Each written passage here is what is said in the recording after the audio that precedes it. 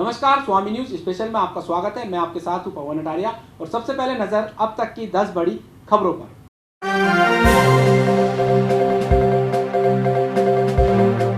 अजमेर के जवाहरलाल नेहरू चिकित्सालय के कोविड-19 वार्ड में भर्ती कोरोना पॉजिटिव 52 वर्षीय खरवा निवासी महिला की मृत्यु हो गई। वहीं चिकित्सा विभाग द्वारा जारी की गई लिस्ट के अनुसार 7 कोरोना पॉजिटिव मरीज सामने आए हैं। डॉक्टर संजीव महेश्वरी ने बताया कि खरवा निवासी 52 वर्षीय कोरोना पॉजिटिव महिला 29 जून को गंभीर अवस्था में भर्ती हुई थी, जिसकी आज दौरान इलाज मौत हो गई। वहीं नागौर निवासी 13 वर्षीय बालक, तोपदड़ा अजमेर निवासी 23 वर्षीय पुरुष, खरवा अजमेर निवासी 52 वर्षीय महिला, इटावा नागौर निवासी 25 वर्षीय महिला और अजमेर के विभिन्न स्थानों से 35 वर्षीय पुरुष, 40 वर्षीय पुरुष और 29 वर्षीय महिला पॉजिटिव आई है। आज के अभी हमारे पास में पॉजिटिव वार्ड में 25 मरीज़ हैं। 25 में से 7 मरीज रिलेटिवली एसिम्प्टोमेटिक होने के कारण हम उन्हें कोविड केयर सेंटर में भेज रहे हैं। अनफॉर्चुनेटली जैसे कि आपको पहले पता है कि हम इस वक्त सीरियस पेशेंट रख रहे हैं। उन सीरियस मरीजों में अभी हमारे पास में 6 पेशेंट जो हैं बाईपैप वेंटिलेटर पर हैं और 2 पेशेंट ऑक्सीजन पर हैं। अभी थोड़ी देर पहले एक 52 वर्षीय महिला की मृत्यु हुई है। ये महिला खरवा निवासी थी और हमारे पास कल ही भर्ती हुई थी सीरियस हालत में। कल भर्ती हुई, उनका सैंपल अभी पॉजिटिव आया, हमने पॉजिटिव वार्ड में शिफ्ट किया। लेकिन ये जो कि काफ़ी बीमार थी और पिछले करीब 20 दिन से डायलिसिस पर थी, इनकी दोनों किडनी फेल हो चुकी थी। हम इनको बचा नहीं पाए, हमारे पास ज़्यादा समय भी नहीं था इनके लिए कुछ करने के लिए, तो ये अभी शांत हो गई हैं और इनके जो अंतिम क्रियाकलापों की व्यवस्था हम कर रहे हैं। इसके अलावा सस्पेक्ट वार्ड में हमारे पास में 50 मरीज भर्ती हैं और 50 में से 40 मरीज वो हैं जो ऑपरेशन से पहले उनकी टेस्टिंग होनी होती है, वो ड्यू हैं। जहाँ तक नए पॉजिटिव पेशेंट की सवाल है, हॉस्पिटल में तो करीब 17 पॉजिटिव रिपोर्टें आई हैं, लेकिन अजमेर की 8 रिपोर्टें पॉजिटिव हैं। अजमेर के विभिन्न स्थानों से 7 पॉजिटिव रिपोर्टें आई हैं, जो कि पेशेंट हमारे पास में एक महिला चिकित्सालय की हैं और 4 यहाँ की हैं। एक बच्चा अभी 13 साल का था जो नागौर का रहने वाला था, अपने हड्डी के ऑपरेशन के लिए आया था, वो भी पॉजिटिव आया है। तो वो बच्चा कह रहा है कि हमें जो नागौर जाके इलाज कराना है, तो उसके बारे में विचार विमर्श चल रहा है, तो नागौर जाके इलाज करा पाएगा या यहीं करेंगे, उसकी भी जानकारी हम ले रहे हैं। तो कुल मिला के इस तरीके से 7 और 8 मरीज पॉजिटिव जेल अस्पताल में भर्ती होंगे। अगर वो बच्चा होता है तो 7, नहीं तो 8 और बाकी जो मैंने आपको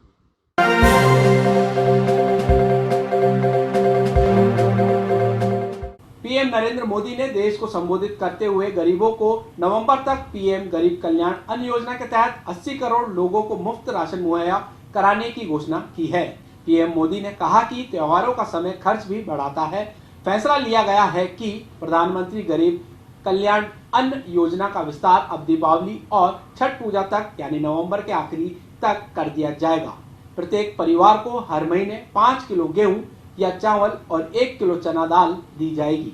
प्रधानमंत्री गरीब कल्याण अन्न योजना का विस्तार अब दिवाली और छठ पूजा तक यानी नवंबर महीने के आखिर तक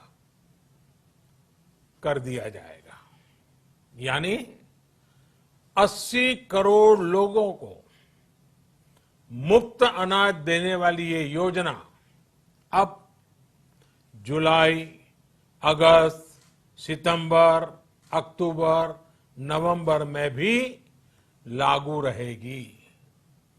सरकार द्वारा इन 5 महीनों के लिए 80 करोड़ से ज्यादा गरीब भाई बहनों को हर महीने परिवार के हर सदस्य को 5 किलो गेहूं या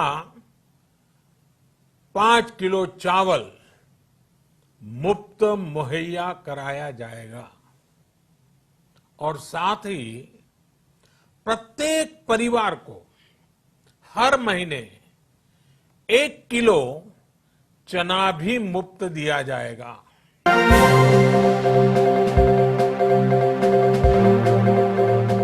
जिला प्रशासन द्वारा कोविड-19 अभियान के दौरान 10 दिवसीय जागरूक अभियान चलाया जा रहा है, जो 21 जून को शुरू हुआ था, जिसमें सभी विभागों सहित क्षेत्रवासियों की सहभागिता काफी हद तक अच्छी रही।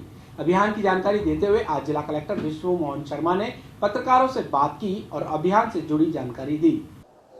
कोरोना के लिए जो जागरूकता अभियान 10 दिवसीय जागरूकता अभियान जो 21 जून को शुरू हुआ था और आज 30 जून हो गए, तो 10 दिवस से लगातार जिला प्रशासन, पुलिस और आम नागरिकों के सहयोग से जागरूकता अभियान पूरे ज़िले में चलाया जा रहा है और इसमें काफ़ी अच्छी भागीदारी लोगों की भी रही है और हमारे जो पुलिस और प्रशासन की इसमें योगदान है वो काफ़ी अच्छा रहा है।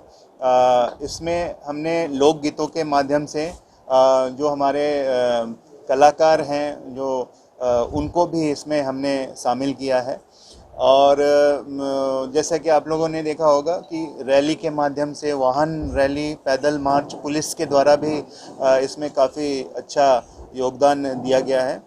ऑनलाइन जो हमारे फेसबुक और व्हाट्सएप और इसके साथ साथ इंटरनेट के जो दूसरे सोर्सेज हैं, यूट्यूब हैं और ट्विटर है, उस पर भी जो कैंपेन चलाया जा रहा है उसका काफ़ी अच्छा रिस्पांस पब्लिक से मिला है। एक ही दिन में 2600 से ज़्यादा लाइक्स और 38,000 से ज़्यादा व्यूज़ जो हैं जो फेसबुक पे भी रिकॉर्ड किए गए हैं और अब हम ये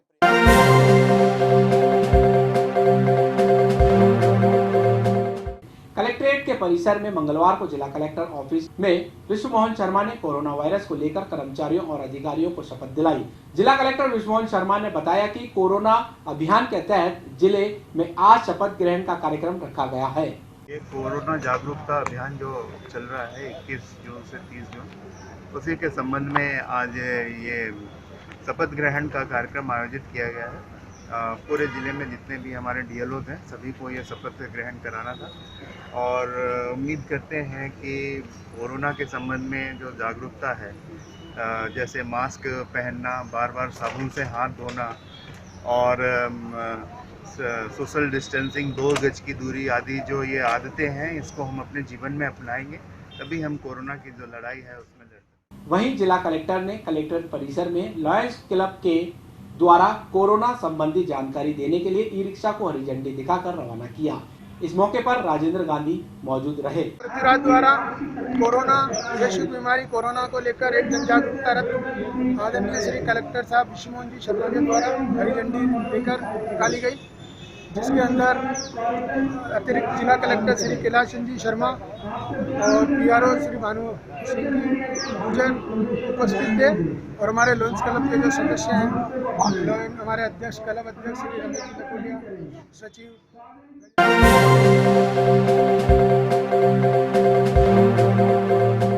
क्लॉक टावर थाना इलाके में एक कपड़ा व्यापारी को फर्जी आर्मी ऑफिसर बनकर अपनी बातों में उलझा लिया और उसके QR कोड स्कैन कराकर धोखे से उसके खाते से 18,000 रुपए डलवा लिए। कपड़ा व्यापारी भारत जैन ने क्लॉक टावर थाने में फर्जी आर्मी ऑफिसर के खिलाफ शिकायत दर्ज कराई है। संडे को मॉर्निंग में कॉल आया था क्योंकि मैंने सैटरडे को फेसबुक पे ऑनलाइन एक इंक्वायरी डाली थी। मैं अपने बिजनेस से रिलेटेड इंक्वायरी डाली थी। मास्क बनाता हूँ, हैंडलूम फैब्रिक बनता है मेरे पास, तो मैं मास्क भी बनाता हूँ। तो उससे कॉल आया था, तो मुझे दिमाग में यही था कि शायद ये बिज़नेस इंक्वायरी है, इसलिए मैंने आगे बात करी। और उनका जब कॉल आया तो बात चल रही थी कि वो नसीराबाद आर्मी से, ऐसा उन्होंने बताया और इसी तरीके से वो आगे बातें की और हिंदी प्रॉपर मतलब भाषा जो होती है वो बिल्कुल सामान्य, जैसे उन्होंने बोला नसीराबाद का हूँ, तो यहाँ पे भी सामान्य हिंदी चलती है, तो उसकी भाषा से कहीं से नहीं लग रहा था कि वो कहीं बाहर का है, दूर का है। फिर उसके बाद उसने बोला, उसने व्हाट्सएप पे मुझे हाय भेजा और अपनी फ़ोटो भेजी, उसकी आर्मी की पैन कार्ड वगैरह ये सारी चीज़ भेजी, जिससे सामने वाले को भरोसा हो जाए। फिर उसके बाद ऐसे उसने बोला कि मैं अपने साहब से आपकी बात कराऊँगा थोड़ी देर में, मैं जा रहा हूँ वहाँ पे। तो वो सारी डीलिंग वगैरह, पेमेंट वगैरह वो सारा करते हैं और एडवांस वगैरह की बात हुई थी। मैंने उनको कम का ही बोला था, लेकिन वो चला गया कि हम इतना कर देंगे, कोई बात नहीं है, क्योंकि पैसे आज भी जान इस तरीके से, मतलब वो बातें इस तरीके से करते हैं कि आपको लगेगा कि ये बहुत जेन्युइन है, तो ये चीज़ बहुत खतरनाक होती है। फिर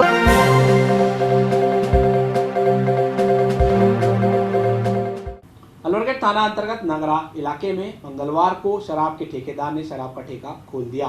इलाके में रहने वाले लोग ज्यादा गुस्से में आ गए और वहां पहुंचकर उन्होंने प्रदर्शन शुरू कर दिया। पूर्व पार्षद निर्मल बेरवाल ने बताया कि क्षेत्र में कई मंदिर हैं जिसमें क्षेत्रवासियों की काफी आस्था है, ऐसे में शराब का ठेका खोलना उचित नहीं है।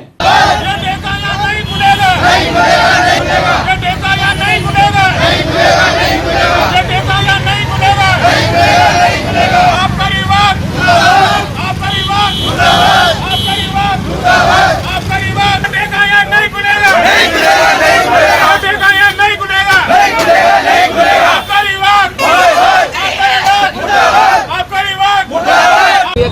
यहाँ पर एक देसी शराब का ठेका नगर क्षेत्र के अंदर खोला जा रहा है, जो कि आप देखिए सामने बालाजी का मंदिर है, पास के अंदर अपने भैरू जी का मंदिर है, दोनों मंदिर रजिस्टर्ड है और लोग पीछे कैरिज वर्कशॉप कारखाना है और पूरा इसकी बहुल्य क्षेत्र है। यहाँ पर जबकि 10 सालों से ठेके के यानी बिल्कुल प्रावधान नहीं है ठेका खोलने का, जबकि दो स्कूल हैं, एक संस्थान स्कूल है, एक सैनपुर स्कूल है और पूरा इसकी बहुल्य क्षेत्र है। और यहाँ पर ये शराब का ठेका खोला जा रहा है क्योंकि यहाँ गरीब तबके के लोग रहते हैं और यहाँ आवागमन में परेशानी होगी, यहाँ लोग गाड़ी करेंगे, पहले जाम लगा रहता है। तो हमारा विरोध है, जनता का विरोध है कि यहाँ ठेके को नहीं खोलने दिया जाएगा, चाहे हमें यहाँ प्रदर्शन करना पड़े, धरना देना पड़े।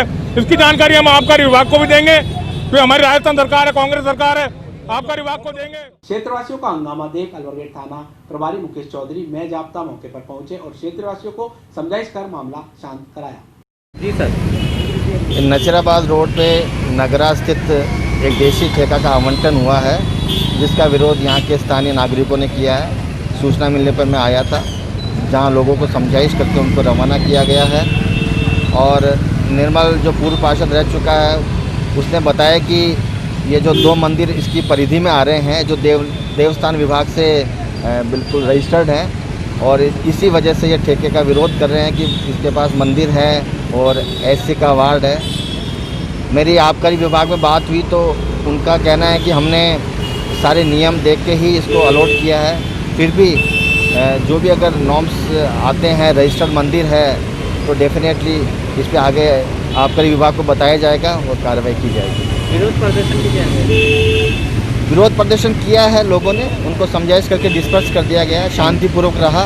उन्होंने अपना विरोध जताया कि भाई यहाँ पर ठेका नहीं खुलना चाहिए, अगर नॉर्म्स में है तो यहीं रहेगा और नॉर्म्स में नहीं है तो निश्चित तौर पे इसके लिए आबकारी विभाग से बात की जाएगी।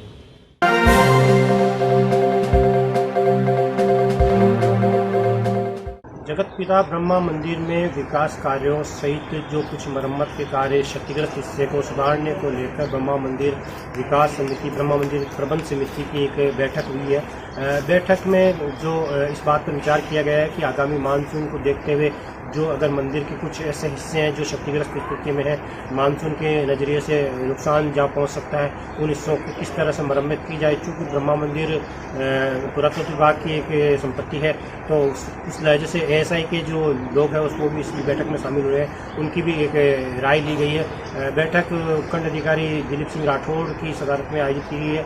बैठक में EO कीर्ति कुमारी कुमावत सहित तहसीलदार पंकज बड़गुजर और दूसरे विभागों के अधिकारी मौजूद रहे हैं। सभी लोगों ने एक तरीके से इस बात का प्रयास किया कि किस तरह मानसून से पहले जो भी कुछ मरम्मत जिसकी आवश्यकता हो वो मरम्मत ब्रह्मा मंदिर में की जाए, ताकि किसी तरह की कोई नुकसान की संभावना ना हो। उसका दिलीप नागराज साहब, सीताराम पारसा स्वामी। ब्रह्मा मंदिर कमेटी की माननीय अंतिम साहब की अध्यक्षता में मीटिंग होती हुई थी। इसमें टूरिस्ट सर्वे ऑफ इंडिया के प्रतिनिधि और उनके अधिकारी और टेक्निकल एक्सपर्ट्स इंजीनियर साहब वगैरह आए हुए थे और जो प्रोटेक्टेड बिल्डिंग है उसका मुआयना किया गया था। और जो अभी बारिश का सीज़न आने वाला है आगामी दिनों में, इसमें जो भी अगर कोई ऐसी क्षति हो सकती है, जान माल का नुकसान हो सकता है,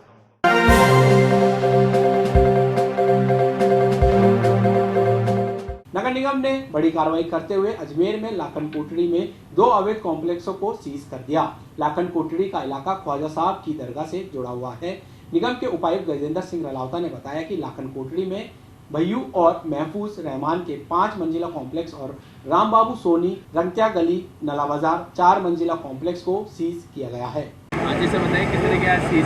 आज जो नगर निगम का दस्ता आज दरगाह बाजार, ये जो लाखन कोटड़ी एरिया और चौधर मोहल्ला में हमने सीजिंग का कार्य किया है, जो कि जो अभी कोविड पीरियड था उस पीरियड में जो अवैध निर्माण हुए हैं ज़्यादा हुए हैं।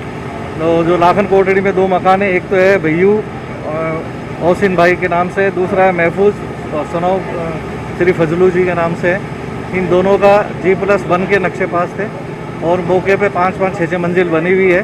तो इस तरीके से अवैध निर्माण मानते हुए इसको सीज किए गए। इसी तरीके से एक सोनी जी हैं, उनका मकान है वो जो चौधर मोहल्ला में है, उनका भी G+1 का नक्शा पास था और उन्होंने भी जो 4 या 5 मंजिल बना रखे हैं जो कि अवैध है, इस कारण से सीज की गई।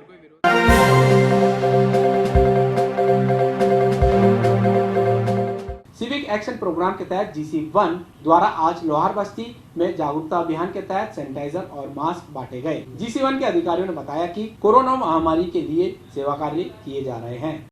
हाँ, CRPF के ग्रुप सेंटर 1 की तरफ से ये सिविक एक्शन का प्रोग्राम किया जा रहा है, जिसके अंतर्गत यहाँ हम लोहार बस्ती में यहाँ जो रहने वाले हैं बाशिंदे, इनको ग्लव्स, सैनिटाइज़र और मास्क दे रहे हैं। इससे पहले भी जो केंद्रीय रिजर्व पुलिस बल GC1 है, GC2 है, CH है, हमारे जितने भी ऑफिसर्स हैं उन सब ने किया था प्रोग्राम सिविक एक्शन का, जिसमें कि हमने राशन का वितरण किया था। हम चाहते हैं ये जो डिसीज़ फैल रही है इसके बारे में इनको बता रहे हैं। ये प्रिकॉशनरी मेजर्स हैं जो हर एक को लेने चाहिए, और जहाँ तक हमारे है हम जहाँ तक इनकी हेल्प कर सकते हैं हम इनकी हेल्प कर रहे हैं। लगभग कितने परिवार को दिया है? नहीं, अभी यहाँ 150 परिवार को देंगे। हमने पैकेट्स बना रखे हैं, उस पैकेट्स में पूरा सामान है, तो डिफरेंट जितनी फैमिलीज़ हैं हमने पहले सर्वे कर लिया था, उसके हिसाब से हम पैकेट्स बना के लाए हैं और वो हम इनको दे देंगे।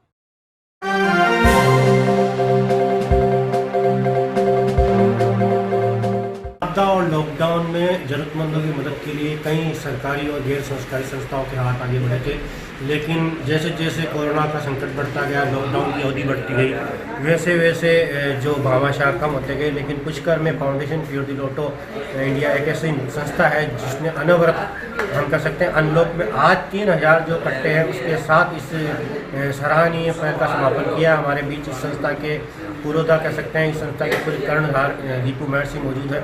उनसे जानते हैं कि किस तरह का सेवा कार्य किया और कैसा अब महसूस हो रहा है। 23 मार्च को जब लॉकडाउन लगा था, उसी दिन से फाउंडेशन फॉर द लोटो और इसकी संस्थापिका मारा सांद्री और उनके सहयोगी लोर्डस और डालिया ने और मैंने मिलकर घोषणा करी थी कि जो भी ज़रूरतमंद है उनकी हर संभव हम सहायता करेंगे खाद्य सामग्री की तरफ से।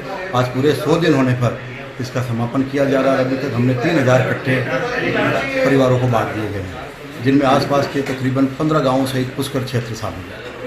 इसके अलावा जो आपने इस तरह की मदद की है, कितना चुनौतीपूर्ण कार्य था और कैसे इसको शुरू में जब लॉकडाउन लगा हुआ था, कोई बाहर नहीं निकल सकता था, उस समय बहुत चुनौतीपूर्ण कार्य था और सुबह 6 बजे से मैं इस कार्य में लग जाता था, जो सुबह 9 बजे तक ये कार्य करता था। ये थे दीपू महर्षि जो कि साथ बता रहे थे कि सेवा के इस कार्य से पूरे एक सकारात्मक ऊर्जा का संचार हुआ है। और पूरे लॉकडाउन में जब उन्होंने राहत सामग्री बांटी थी तो सबसे बड़ी चुनौती खुद को सुरक्षित रख के लोगों को सुरक्षित रखने की जिम्मेदारी थी। ये खुद PP किट पहन के लोगों को लॉकडाउन के पहले चरण में राहत सामग्री दी करते थे, और अब धीरे धीरे जैसे जैसे हालात सामान्य हो रहे हैं तो इन्होंने अब इस सेवा को विराम देने का मानस बनाया। पुष्कर से सीताराम पालाशा सोनी।